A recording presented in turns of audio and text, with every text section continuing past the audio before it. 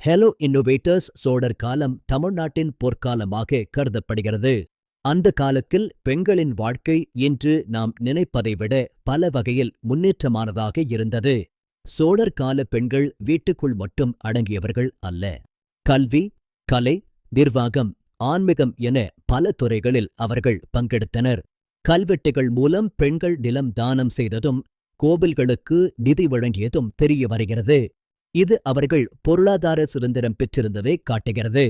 பெண்கள் நடனம், இசை, ஓவியம் போன்ற கலைகளில் சிறந்து விளங்கினர்.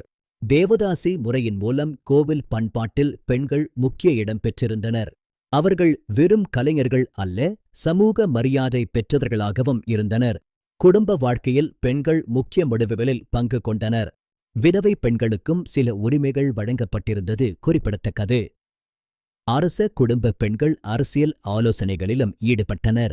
உடை அலங்காரம், நகைகள், பூச்சூடல் ஆகியவை அந்த கால பெண்களின் அன்றாட வாழ்வியல் ஒரு பகுதியாக இருந்தது.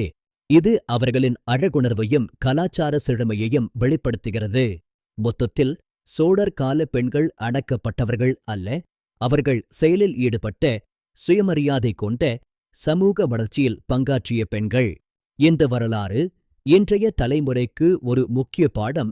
பெண்கள் முன்னேற்றம் புதிதல்ல, அது நம் பாரம்பரியத்திலேயே உள்ளது.